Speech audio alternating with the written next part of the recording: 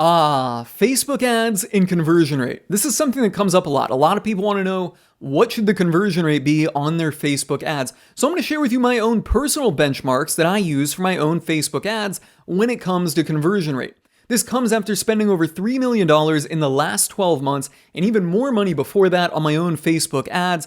I have to stress, this is money out of my own pocket for my own businesses. This is not clients' money that I'm burning through. It is my own skin in the game here. So let's jump into it. I typically think of my conversion rates in two ways, or I break them down into two ways, and that is conversion rate on offers, or excuse me, they're all offers, on opt-in offers, like leads. So an opt-in offer means that the user just puts in their personal information. All of my leads include an email, phone number, and name at the very least. Some of them do require property addresses or a home mailing address or something. And then the other kind would be paid offers. This means we're getting a credit card. Typically these will be in the $25 to say $80 range. So this is important just so that you guys have some context. Maybe, you're thinking mine or nothing like this, right? Maybe I want to sell a $5,000 product. Personally, that would not be my forte. And with everything I know, I would not jump into selling $5,000 Facebook or $5,000 products to people, to a cold audience through Facebook ads and, considering that the conversion. I would want to sell them a smaller paid offer first. I actually have a whole video on this. I'll put a link to it below on, what I would do is my best approach for selling coaching, agency, and consulting services. I have done that in the past. I have a lot of friends that do it and I work with them regularly, but I'm personally not doing it. But anyways, yeah, if you're selling coaching, agency, or consulting type of services, look for my link on that video. I think you'll get a lot out of that. Anyways, there's two types of conversion rates that I look at, or I break my conversion rates up between these two types of offers: opt-in offers, leads, or paid offers, where we get credit cards. And typically I'm going for $25 to $80 price points on these. So the conversion rate is different between the two of them here. Let's just put it out. For the opt-in offers, I'm typically looking for a 7 to 10% conversion rate. For the paid offers, we are going a little bit lower than that. I am going 2 to 4% on that. Now keep in mind, these are just benchmarks. Okay, so that number and that number is just a benchmark. Sometimes my ads go better than that. Sometimes my ads will do better than this. Sometimes they'll get, on these opt-in offers, I've had them up as high as 14%. Regularly, I'll get some that hit the 12%, but I've got quite a few ad sets running for the same offer or various offers. I'll have quite a few ad sets running for the same offer and even quite a few more for various offers, and they're all floating around in the 7 to 10% range, and that's profitable for me. With the paid offers, 2 to 4%, most of them fall into that. Very rarely, I shouldn't say very rarely, but occasionally we'll have one go up to 6, 7. I've seen them as high as 8%. I can't say that I've ever ran one below 2%. So keep that in mind.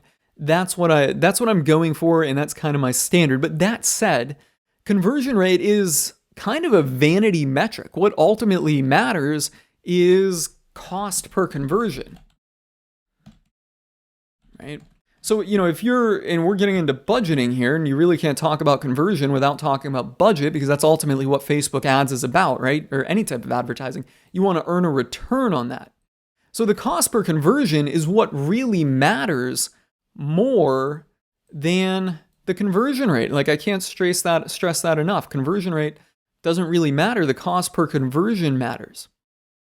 So if let's just say I've got a 4%, or let's just say I've got a 2%, I've got 2%, and I was trying to copy my font sizing, or no, I wasn't trying to. In my mind, I was thinking about it.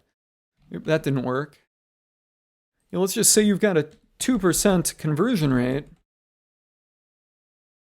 right? But they're converting,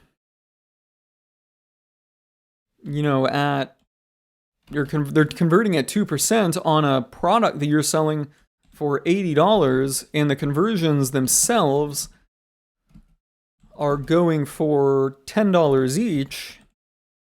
if that's a digital product, you're making a ton of money. You're making money hand over fist with that conversion rate because you're ultimately getting, $10 conversions and making the $80. So digital product, which essentially has no cost of goods, you're making $70. Even if you have some cost of good, well, you're still making some money on that as long as it's below $70, right?